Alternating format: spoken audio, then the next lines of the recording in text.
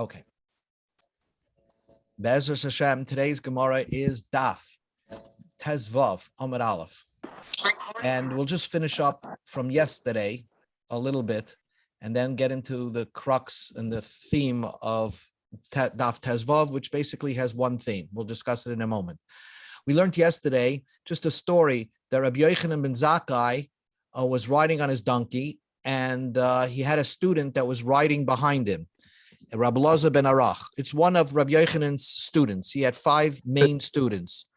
So the Gemara says that Rabbi Elazar ben Arach wanted Rabbi Yochanan ben Zakkai to really teach him the depths of Maaseh Merkava, and Rabbi Yochanan ben Zakkai refused, but Rabbi Elazar ben Arach insisted that he wants to review what he learned, what Rabbi Yochanan ben Zakkai once taught about the Maaseh Merkava.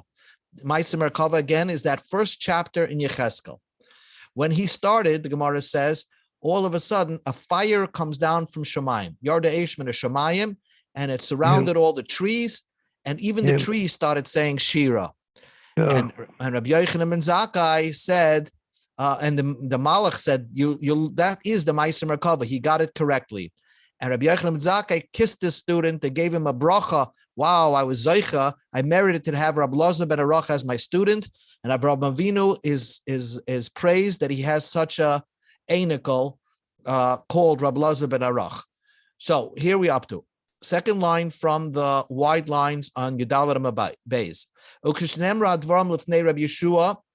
When the story of Rabbi Yochanan ben Zakkai and his student Rabbi Elazar ben Arach was told over to Rabbi Yeshua, who also is a student of Rabbi Yochanan ben Zakkai, him and Rabbi Yossi HaKohen, which is another student of Rabbi Yochanan ben Zakkai, were going on the way. So two more students were walking on the road. And what the Gemara emphasizes that they're walking on the road. By now, you know, they wanted to be out of earshot. Nobody can listen into what they're discussing because it's Maaseh Merkava, big secrets of the Torah. So therefore, we learned you have to only do it on one-on-one.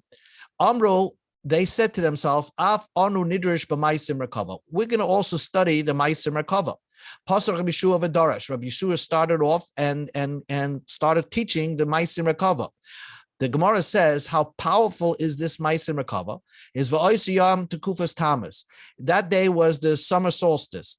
Hoya, I mean a very hot day, but generally you don't see rain that day. Hoy niskashu shemayim ba'avim. The heavens filled with clouds. V'nireh, and you can see kamin kashes ba'anan. You saw a cloud a rainbow in the sky. I don't know, it's like a remez of the Shechina. And all the malachim started listening into the learning. Like young people coming to see the batchen at a wedding. You know, it was a sight to see, and the malachim all came down to planet Earth to hear the conversation between Rabbi Yeshua and Rabbi Yossi. So the Gemara says, Holach Rabbi Yossi HaKohen v'sipar deval lefnei Rabbi Yochanan ben Zakkai. Rabbi Yossi HaKohen retold the story to Rabbi Yochanan ben Zakkai. And Va'ama, and Rabbi Yochanan ben Zakkai was so proud that his students learned Maaseh Merkava so correctly that the Malachim came down to listen. Va'ama, he said, Ashreichem v'ashrei yiladchem. Praise, you should be blessed, and your parents should be blessed. Ashrei einai, and blessed is my eye, shekach ro, that I see such great students. V'af ani v'atem, you and I, bechaloimi, I saw in a dream. In other words, Rabbi Yochanan ben Zakkai had a dream about his students. And Mesuban, in his dream, he saw Mesubin hoyu an Har Sinai. We were surrounded on Har Sinai. V'nitnu aleinu bas kol min Shemayim. And a voice from heaven came down from Shemayim. Alukan, come up to the Har Sinai again. And Teraklin Gedolim, there was a great hall. Umatzoyis noyis, great mats, beautiful mats, mitzoyis lechem, are prepared for you to come to the top of Har Sinai.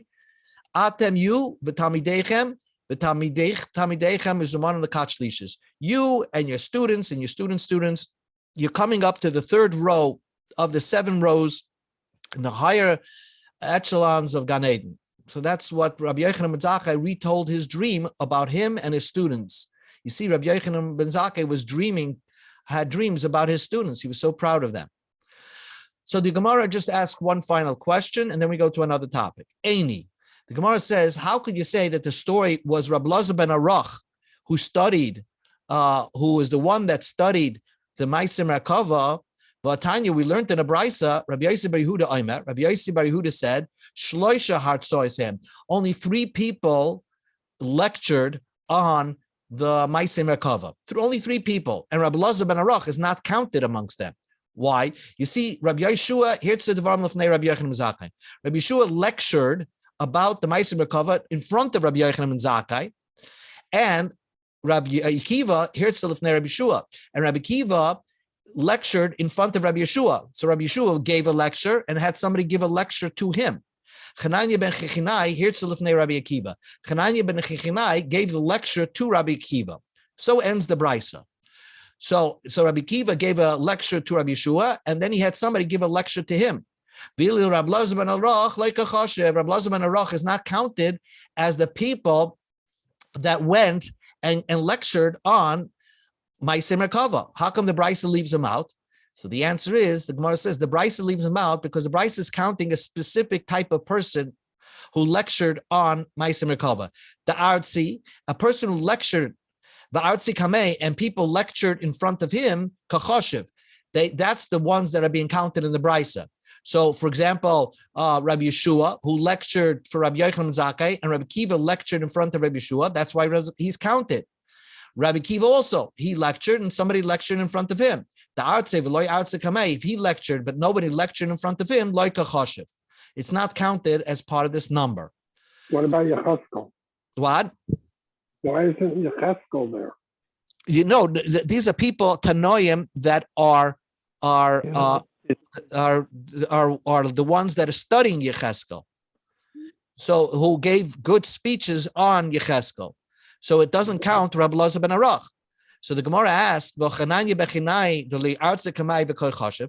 Rabbi Chananya ben Chinai, he gave a lecture to Rabbi Akiva about the Ma'aser Merkava, but nobody lectured in front of him. So why is he counted in the brisa?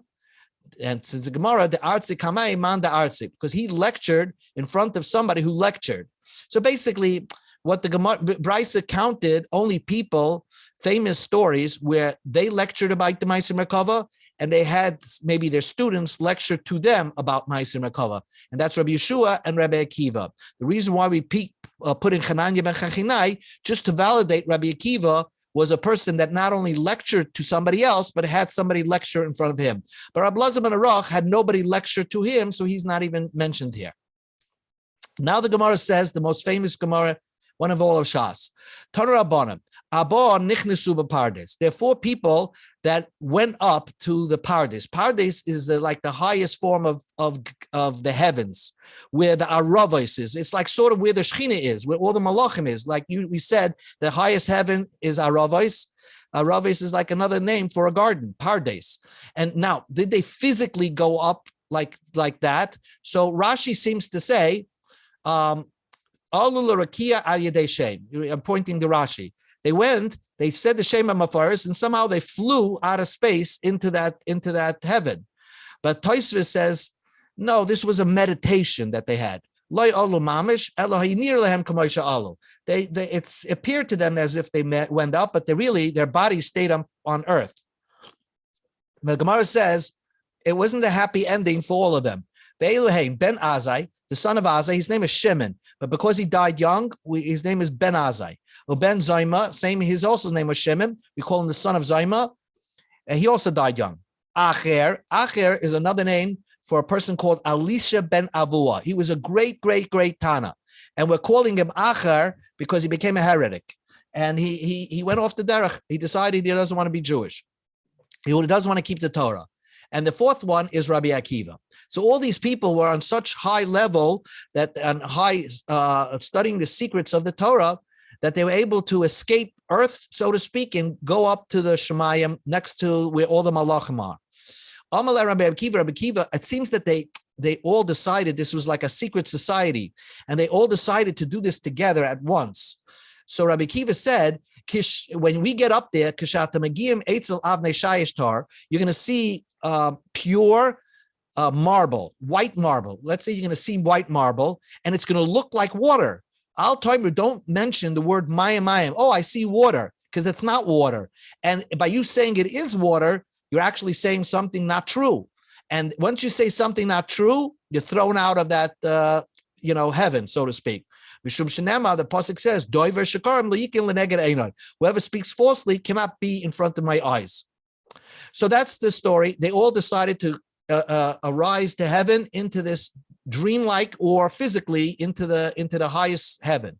So Ben Azai Hitzitz, he looked at the Shechina. He stared at God, so to speak, v'meis. Like pasuk says, you're not supposed to stare at God.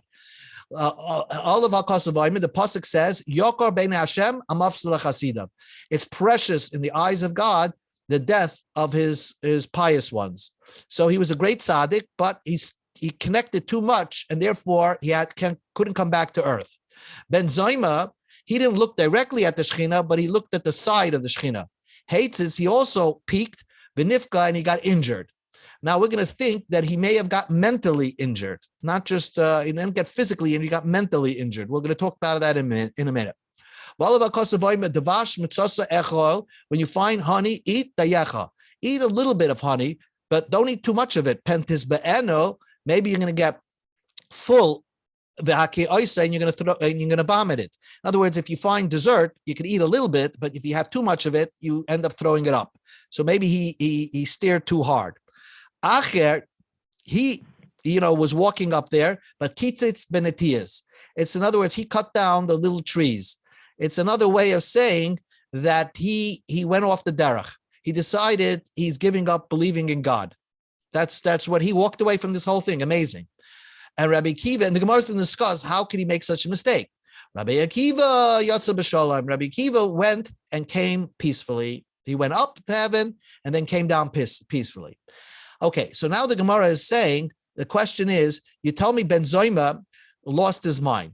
So they asked him two questions to see if Ben Zoyma is still clear in his mind. Now they were concerned that he may have turned into a Christian. So they said, Sha'alu es Ben Zoyma, they asked Ben Zoyma, Mahu lesaruse kalba, can you castrate, right, a dog? Now, to castrate another animal, the Torah says you can't do it, especially an animal that's being brought up as a carbon. But even an animal that you cannot bring up as a carbon, you can't castrate them, because potentially every animal you can exchange it for money and buy a carbon with it. The dog, the Torah says, if you own a dog, you can't sell it for money and then buy with the money a carbon. So a dog is unique in that it can never be brought on the Mizbeach. So perhaps in the context when the Torah says don't castrate an animal, it means don't castrate an animal and bring it up as a sacrifice to me, says God. And then the Torah says, don't do this castration. So the question was, can you castrate a dog? That's what they asked Ben Zoyma. And the minig of the Christians were to castrate a dog. That was, I don't know why they did that, but that was their custom. Amalehem, he said, you can't do it. The Torah says, don't do it in your lands. Anything that roams earth, loisasu, you cannot castrate. So that's one answer. Then they asked him another question. Shalu as Ben Zoyma, they asked Ben Zoyma this question. You can figure out why they asked him a question. That we know a Kohen Gadol cannot marry a woman that was married to somebody else, that had relations with any other man. He can only marry a virgin. But what happens? We have a virgin, a basula, that's pregnant. Now, how's that possible? She claims she's a basula, and she's pregnant. Now, the only way that happens is that there is a specialized way that a woman could become pregnant in a certain relations where, in a certain method, where her hymen doesn't break.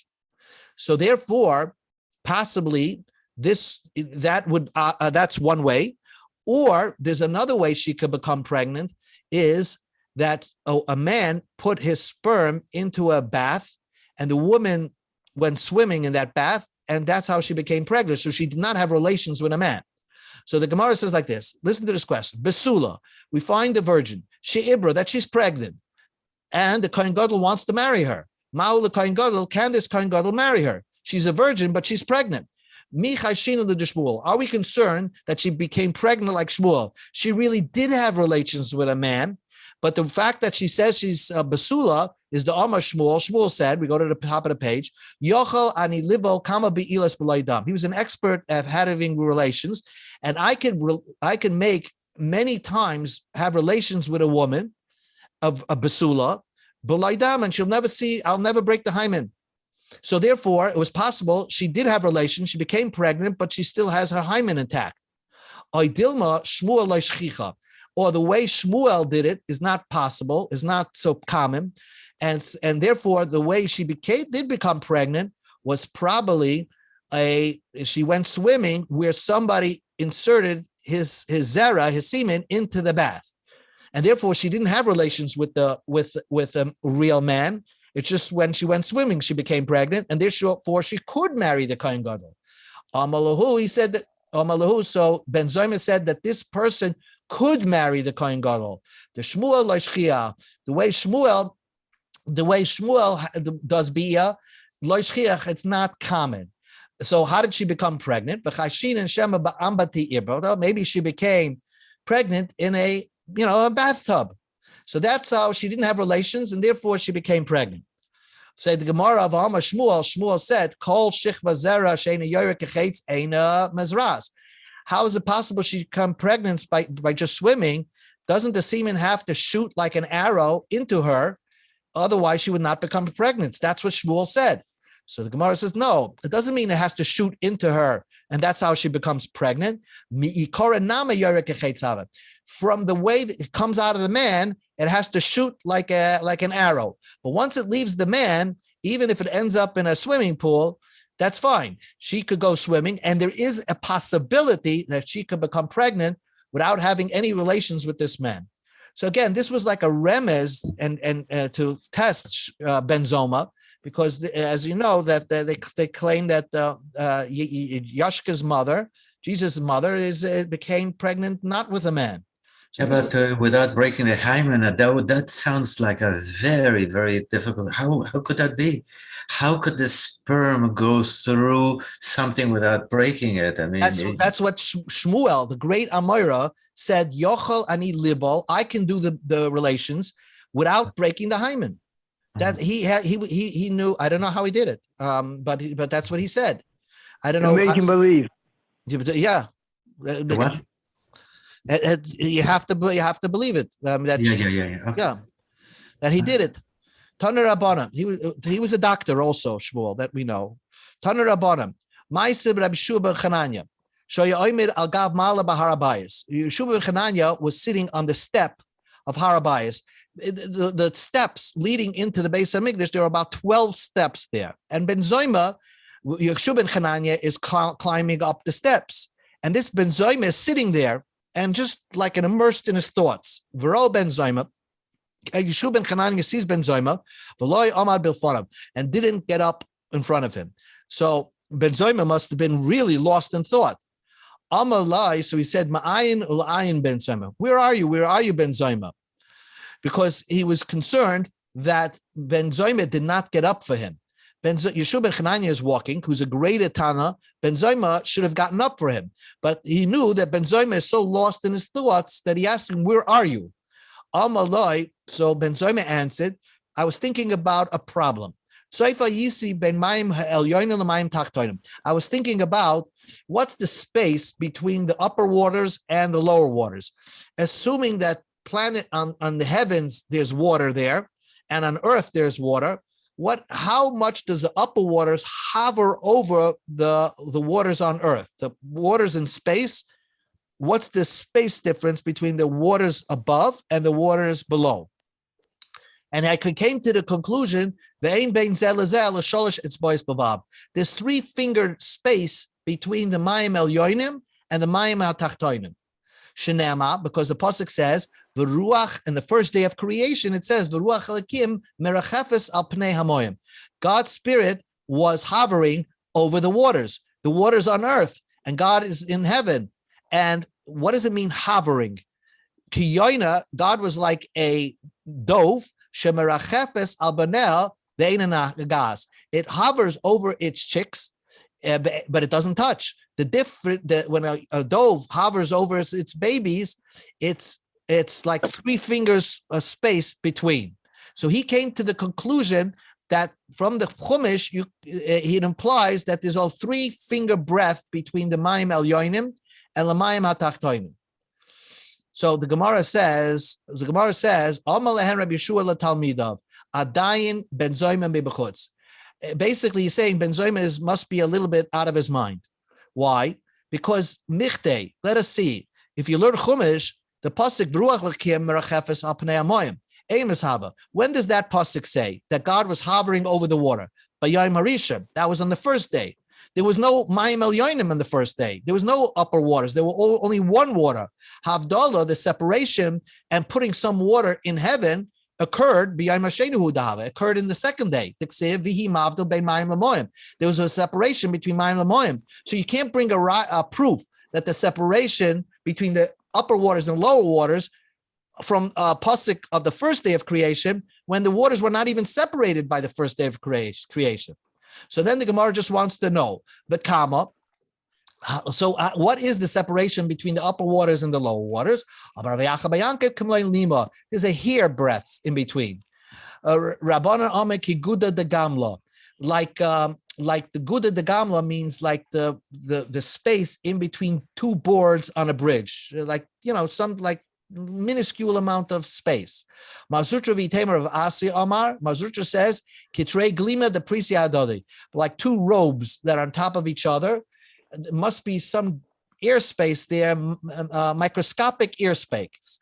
But Amrila and others say, Kitrei kasi deschife adodi. If you put two cups right near each other, even though they look like they're touching, but if you look at under a magnifying microscope, you will see that they're not actually touching. That's how the space difference between the Mayim Elyonim and the Mayim Al Tachtonim. Now we switch gears, and this is the theme for the rest of the page. And what the Gemara struggles very hard with this question, and it's a big question.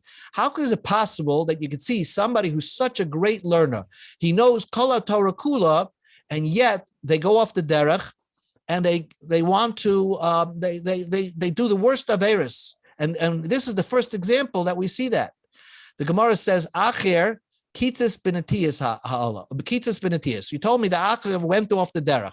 All of Akas of Oimer, the Pasuk says on Acher, Al titin es picha, lachati es b'sarecha. Don't give your mouth, don't say everything that's on your mind, basically. Because sometimes when you say something, it affects you, and that could lead you along the wrong path. Mahi, what's the story with Acher, and why did he go off the derech? So when he went up in that meditation, Chaza, he saw mitatron, a malach mitatron. It's a very high angel. They see Ava le reshuse. They gave him permission lemesev to sit in a chair, so to speak, lemichtev zachvase Yisrael, to write down the merits of the Jewish people. So this malach was sitting on a chair in heaven, in God's palace, in God's office. Amar, he said, Gemira, I always knew, the Lamala lo yhava in heavens, I learned, lo yeshiva, no one is allowed to sit there. V'loy tachris, there's no competition amongst the malachim. V'loy oirif, the malachim don't have a back neck because they have heads on all sides of their head, so to speak. They have a face on all sides. V'loy ipui, and there's no tiredness.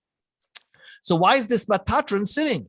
It must be that he must be also a god. Shema chas v'shalom beis reshuyas heid. Maybe there are 2 gods, and because of that, he walked away with the whole business that there's not one God, there are 2 gods. Shtei reshuyas heid, 2 gods. So that's how the Gemara interprets over here how he went off the derech. In other places in Shas, it will say that the reason why he went off the derech in Gemara and Kedushin says that he once saw terrible things happen. He saw the Holocaust. He saw the chutzpis hamaturgaman. He saw a great Tana who was mauled alive by the Romans, and also he saw a story. The Gemara says that he saw that. What is that? The Gemara says that. Hold on. Okay. The Gemara says that he saw the Gemara says that he saw that a father asked the child to go up to a tree and do shluach hakan.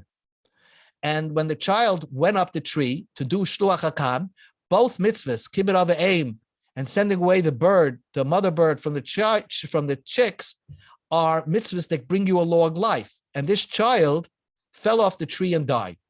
So he said, how could it be? The Torah says if you do kibbut av, you get long life. If you do shluach hakam, you get long life. And this child lost his life. So he can't believe. You understand? He walked away seeing tragedy and he couldn't believe it. So that's one interpretation of how of all these things lead up to a person that eventually is going to go off the derech, even despite his enormous erudition, talents, and whatever. Taisus also brings down, and this is the last point, that Taisus brings down that at his bris, the Yerushalmi writes that his father invited great Tanoim there. And the great Tanoim started learning at his bris, and a fire from heaven came down. And he was so moved by that, he said, I wish my child grows up to be someone that a fire from heaven will come down when he learns. So there was a little shloi l'shem shemayim in there. So all these things contribute to this great person going off the derech. So the Gemara continues and says like this: the Metatron was sitting, so apkul the Metatron. In Shemayim, they took the Metatron, umachvu yishil the pilsa the nura. They whipped him with a fiery strap 60 times, probably to demonstrate to Acher that it's not a god. You see, he's getting petch. Amalei, they told this Metatron, my timer, what's the reason? You saw Acher come up to heaven. Why didn't you get up? That they called him. Now they invited Metatron to now erase all the merits, all the learning, all the mitzvahs that Acher did. Everybody can do tshuva except Acher. That's a pasuk that says, return my son, return our children who need to do tshuva, you rebellious one. Acher is the only one that even if he wants to do tshuva, he's not going to get siyata d'shmaya. Amar, so an Acher heard the voice from heaven saying that I don't have siyata d'shmaya to do tshuva, he gave up. Holy the itrid ahu gavramu alma, since I'm never going to get into olam haba, lepik lisanim b'hay alma, let me enjoy this world. So Nafik, and he went out, Nafik Acher l'tarbas ra, he went off the derech. What did he do? Nafak, he went out, Ashkech Zoina, he found a whore, Tava, and he was mizana with her. He wanted to be mizana with her. Amalei, so she looked at him and she recognized he was a famous person. V'lav Elisha ben Avuat. Aren't you called Elisha ben Avu, the great Tana? Aka, so this was on Shabbos. Aka pugla b'meisher. He uprooted a radish from the floor. He did a chilul Shabbos, b'Shabbos, b'Yavla, and he gave it to her. So that proved that he's not Jewish, that he doesn't care. So Amr, so she said, Acher here, it must be somebody else. So that's how he got this nickname Acher. So his real name was Elisha ben Abuha. Shoal Acher's Rameir. Now, the Gemara is telling you now that Acher learned with Rameir. Rameir was a student, and despite going off the derech, Rameir continued to learn with him. Fascinating. Shoal Acher's Rameir. La'acher shiyotzin tabas ra. What does that mean, this pasuk? That God makes mirror images of things. So Rameir said, everything God created is an opposite creation. Bara Haram, he built high mountains. Bara Gavois, he built hills, similar looking mountains. Bara Yama, he created oceans. Bara Naharas, he created rivers. Like he created male and female, you find things in creation that are parallel to each other. Amalai, so Acher said, I'll have another pshat. Rabbi Kiva Rabach lo yamakach. Rabbi Kiva, your Rebbe did not say that's the pshat in the pasuk. Ella, this is what the pasuk means. Bara tzadikim, bara shoim. There's creation of opposite. God created tzadikim and created rishoim. Bara Gan Eden, he created Gan Eden. Bara Gehenim, he created Gehenim. Called echad ve'echad. Every human, yesh lebeis chalokim, has two parts. Echad beGan Eden, ve'echad beGehenim. He has part in Gan Eden and he has a part in Gehenim. He owns a property in Gan Eden and owns a property in Gehenim. Zocha, if tzaddik, If he becomes a tzaddik, not the chelka, he'll take his property, v'chel chaver began Eden, and take his friend's property in Gan Eden. This chayev Rasha, if he becomes guilty as a Rasha, notel chelka v'chel chaver began. He takes not only his part in Gehenna, but his part of his friend in Gehenna. Because when a person does a bad thing, it's not that you did the bad thing. You have effect on the world, because if you have an effect on the world by you doing a bad thing, there's like bad energy in the world, and that affects somebody else to fall into the same avera that you did, and therefore a Russian gets double punishment, not only for his wrong deed, but for the wrong deed of his friend. Amra, and the tzaddik is the opposite. Amra sharshi maikra gabi tzadikim ksev l'chein ba'arsam mishnah yirashu. A tzaddik gets double portion. Mishnah means double. They get double punishment. There's double punishment for Averis and double reward for rewards. Another question. Shoel Aches Rameir. Acher asked his student Rameir. He was not a religious person anymore, and yet Rameir continued to learn by him. And so Acher asked the student, that Torah is you can't even compare it to gold, glass, or fine gold. I mean, where does glass come in? If it can't be compared to gold, where does glass come in? So Acher said to him, Elu divrei Torah. Learning Torah is it's very expensive. You have to have hard work to acquire it, like gold vessels or fine gold. But you could lose it very fast if you don't review it, like a glass, vessel. Amalai, that's what Rabbi Meir said. Amalai. So Acha told him, I have another interpretation. Rabbi Kiva Rabcha loy amakach. Rabbi Kiva, your Rebbe, did not say so. Ela my klezov u klezachuchis, just like a gold vessel or a glass vessel. Even though they're broken, you could repair them. Af Talmud Chacham says this is Acher talking. Even though he messed up, if you're a Talmud Chacham and you learned, yesh like takana, you could always repair yourself. Oh, so Rameir heard from Acher's own mouth that even if you're a Talmud Chacham, you mess up, you could still repair yourself. Amalai af ata chazar b'cha. You do tshuva.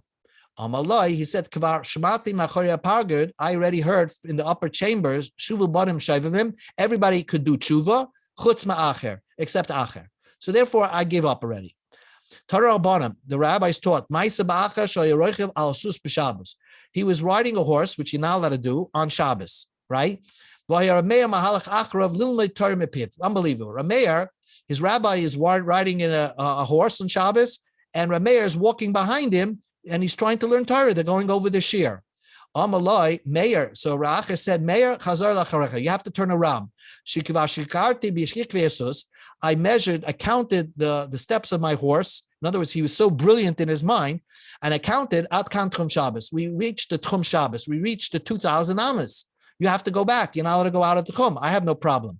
Amalai, so Rameir used that as an opportunity and says, you should also return. Amalai, so Rabbi Acher told him, like, I can't do tshuva. I can't do tshuva. I'm done already. Nevertheless, Rameir did not give a hope on his rabbi, and he grabbed him, and he brought him to the Beis Medrash. Amalei Yanuka, he asked this little kid, tell me over a pasuk that you said in yeshiva. And their way of getting messages from God is what they would grab a child and ask him, tell me your pasuk. Tell me a pasuk what you learned. We find that many times in Shas. Amalai, so the child said, Ein shalom Om Hashem Risham. There is no peace, no justice, no peace to Rishayim.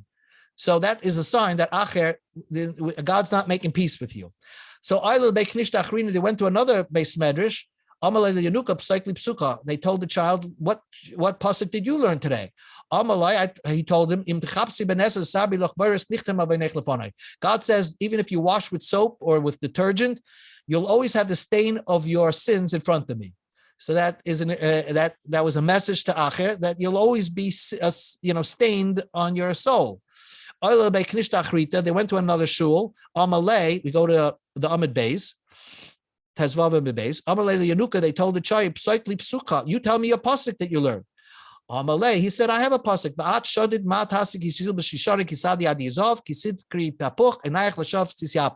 What's good is it that you put on jewelry and you put on the makeup over your eyes? You're making yourself beautiful for nothing because I don't want to even look at you. Basically, that's so says God. And every shul that they went into, they always got a bad message to Acher. They went to 13 shuls. 13 is echad. Everybody brought up a pasuk that somehow was a message from God that Acher, you're not wanted. The Basra in the final shul that they went to, they told the child, read me your pasuk that you said. So the child said, God says to the wicked person, why are you retelling my laws? In other words, why are you learning Torah? So have a magangin. This child needed speech therapy. He had trouble speaking. So instead of saying the word v'larasha amalekim, God says, I don't want the Russia.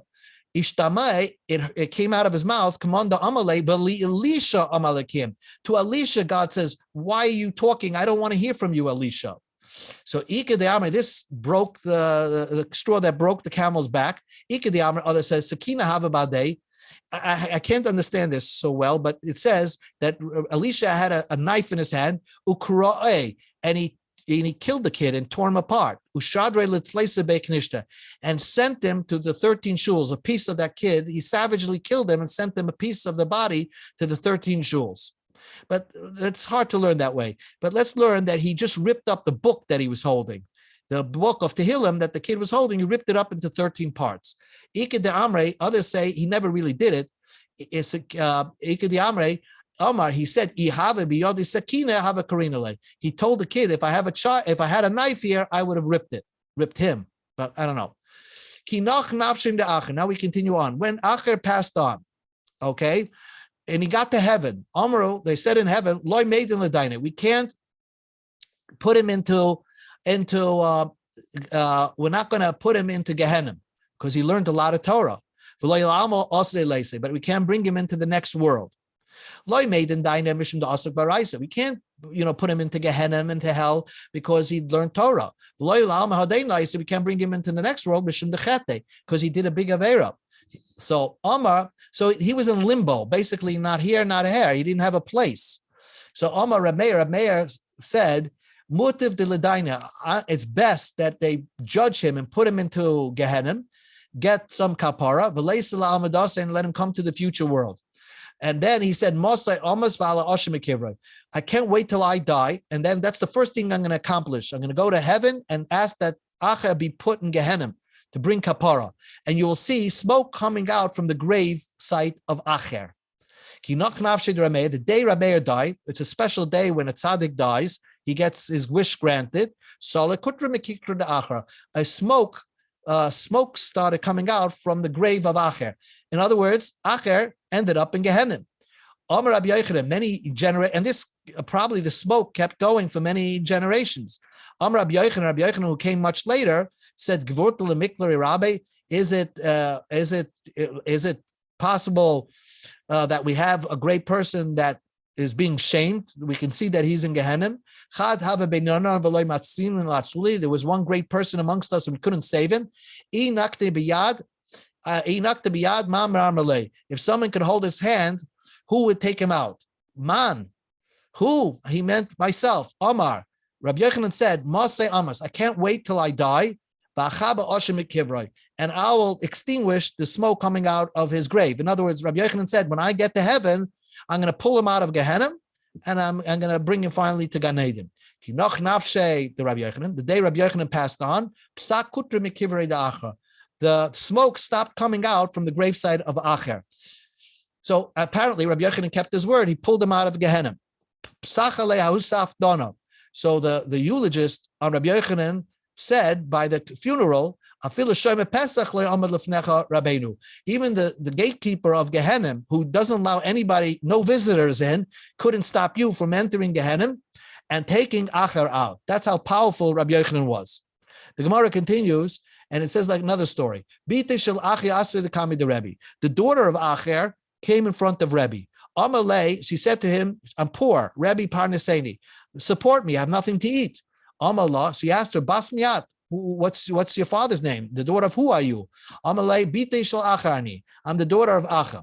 Amalah, so Rebbe said to this girl, Adain Yesh Mazari Ba'olam, does he still have offspring and children in this world? V'oksiv, doesn't the pasuk says, Loinin, there will be no son, v'loy necha, no grandson, ba'amai ben sari ben megirav, nobody living in his house. At Russia, his whole family should be wiped out. Amalai, so she said to Rebbe, Zechar Tayrasai, remember my father's learning, Baltiskar Masav, and don't remember what he did. Yad Yarda Eish, V'sichsas Safsal Sharaba, and a fire came down and burnt the chair of Rebbe for showing disrespect to Acher. Bachav Amar Rebbe, Rabbeinu Kodesh cried and said, Mal is Skanimba, those who deride Torah, they get such protection, God defends them, Kach, those that honor Torah and praise Torah, Allah has kama v'kama, certainly God will defend them. So that's the end of that story. Now the Gemara asked Rab Meir. Rab Meir, we said that he kept learning Torah even though his Rebbe was a heretic and wasn't keeping the Torah. So the Gemara says, how could you learn Torah from somebody like that? But Rab Meir, how could he learn Torah from the mouth of the Acher? Why did the pasuk says, "Ki sifsei koyim yishmu das v'soyer yavakshu mepiu ki malach Hashem tzavakos hu." The Torah, this pasuk is describing who you are supposed to learn Torah from, and the pasuk basically says, "Im doima harav lamalach Hashem tzavakos." If your Rebbe is like an angel, yavakshu Torah mepiu, that's the person you should learn from. He should be an angel that teaches well and also keeps what he's teaching. V'im lav al yavakshu Torah mepiu. And if he's not that way, don't seek Torah from his mouth. So in other words, how could Reb Meir learn from Acher? Certainly he was no angel. Amar Ashlokish, Reb Meir ashkechra ashkech. He found another pasuk that permitted him to learn from Acher. The pasuk says, "Hat aznecho shma devrei chachamim lipcha toshis ledati." God says, listen to the words of Chamim, but don't pay so much attention. Think about my thoughts, my ledaitim loy nemer. Don't go after their hashkafis, their outlook. Ella ledaiti, look after my outlook. In other words, you could learn Torah from them, but remember, don't go off in their thinking, their philosophical ways. Rav Chanina says we have another pasuk that you could learn from somebody who himself is not keeping the Torah. Shimu bas ri bati ozneich. You could pay attention. Just forget about your nation and your father's house. That means you could listen and at the same time forget about what he's doing. So you could learn from somebody and yet forget about the total person. So the Gemara says, Kashi Kroya Adadi. Then really you have a contradiction. One pasuk says that you should learn from somebody who's great, and only if he's like an angel. And one pasuk says that you could learn from somebody that's not such an angel. Just pay attention to what comes out of his mouth, but not his. You can actually not pay attention to his hashkafis. Habagadol and the Gemara like Kasha. Habagadol habakatan. If you're old enough and mature enough, then you could learn from a great person that's not keeping the Torah, because you'll know what to take from and what not to take from. But here, if you're immature, then you have to make sure that you're learning from a Rebbe that's like an angel. In Ravdimi, when he came to Eretz Yisrael, he said in Marabba, he ate a date and threw the pit out. So he ate the good parts of Acher and threw out the pit, the stuff that's unedible. Darash Rava made a speech. Why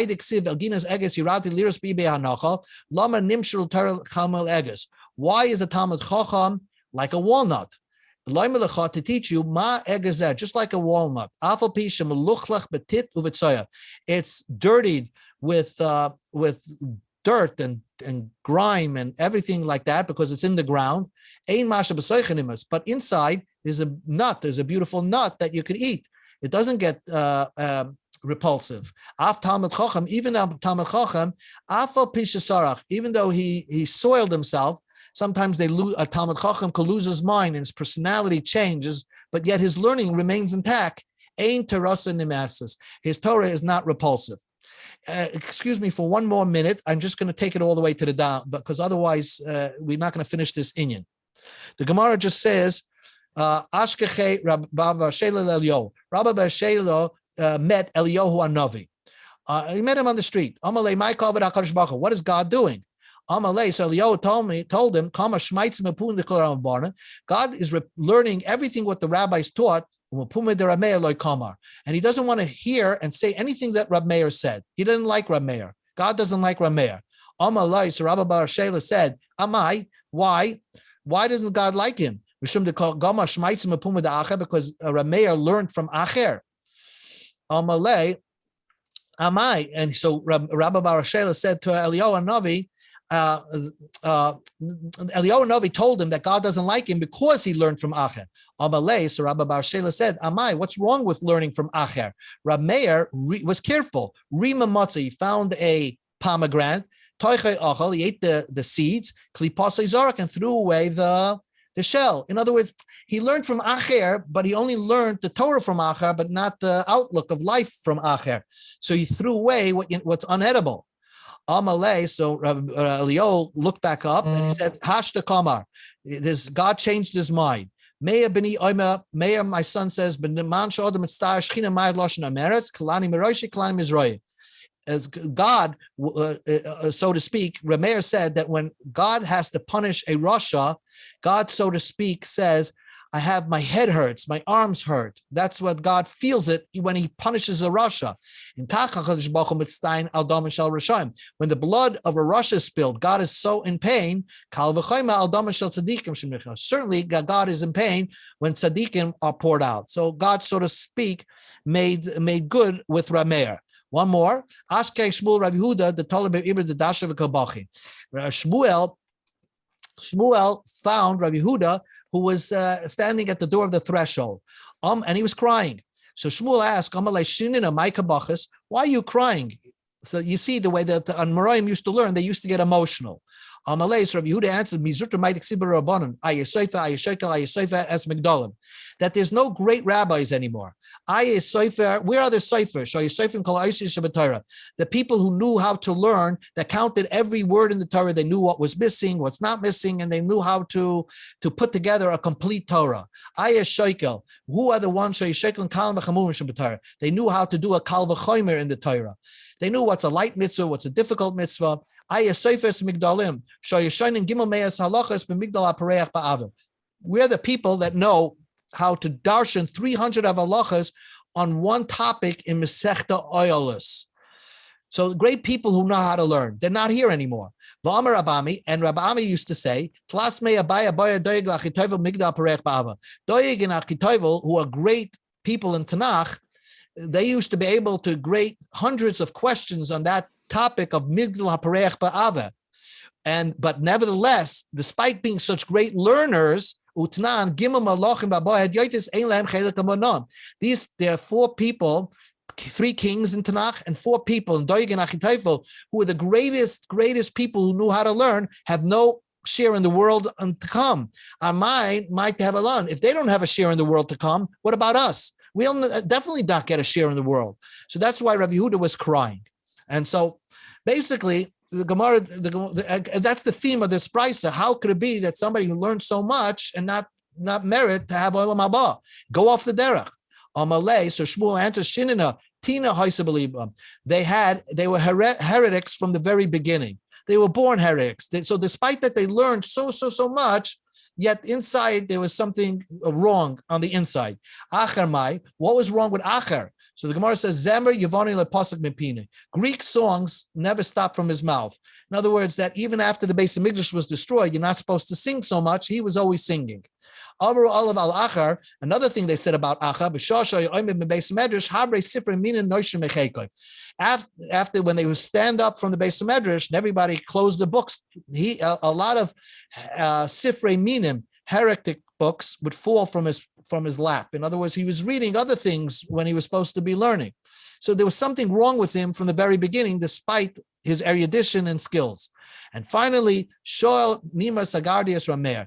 Nimas the Gardi asked Rameir, Kol Amar Denachas Liyara Salik, does every piece of wool that you put into a pot become colored with dye. You put wool in some wool you put in the pot does not get colored, and some do get colored.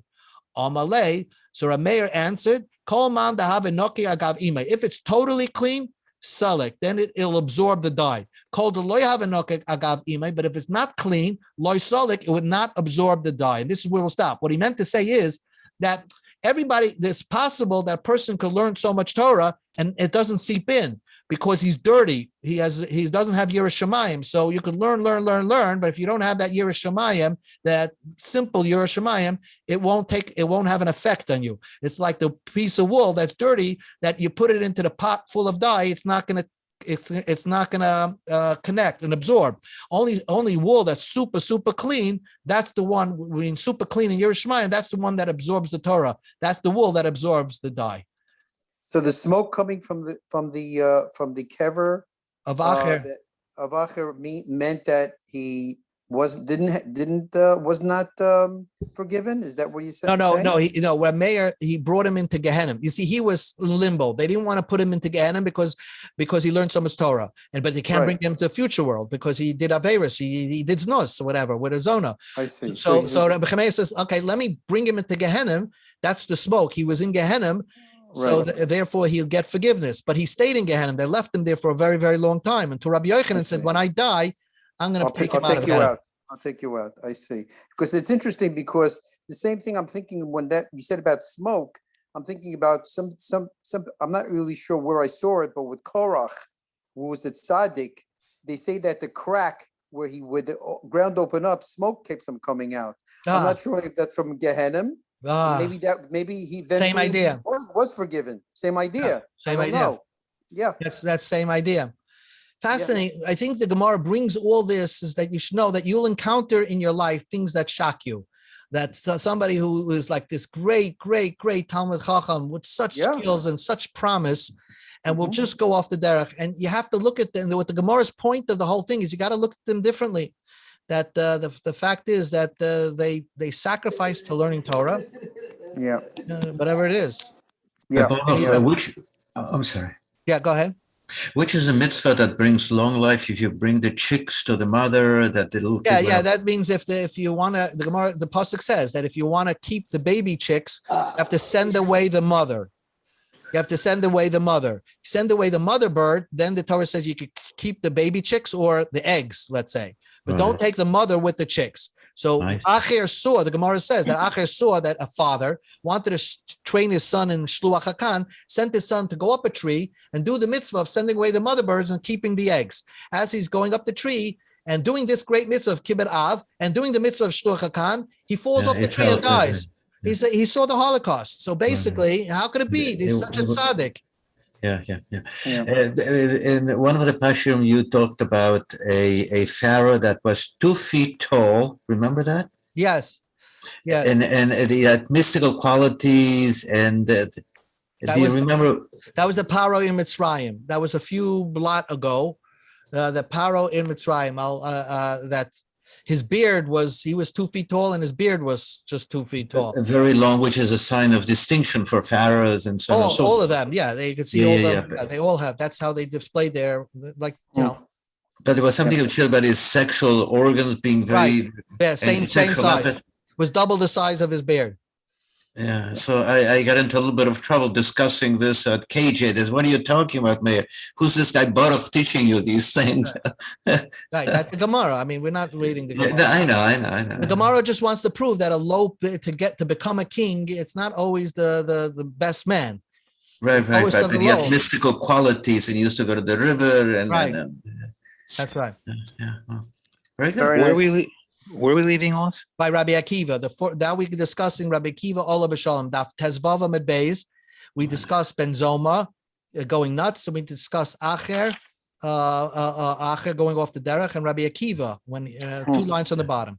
Yeah. And which Gemara was this with the pharaoh again? This was, I think, I'll get you the exact page. I'll email it to you. Thank you very much. If you can, Shikoyach Baruch. Thank you, Baruch. Okay, wonderful daf. Double-sided sword. Yes, it's an amazing daf, but you get depressed a little bit sometimes. Right. Yeah. It really is. It's It's an amazing daf, though. Yeah. It really is. Yeah. I All right, try to Shkoyach, always, thank I you. try to keep it under 40 minutes, maybe less, but No, it was because it's wonderful. one No, no. theme, I had to do it. Yeah, It's okay. thank You you. should do it longer than 40 Shkoyach. minutes Shkoyach. every day. Okay. Okay, Shikayach. Get the Shabbos. Shabbos. Shabbos. Get nach, good Shabbos.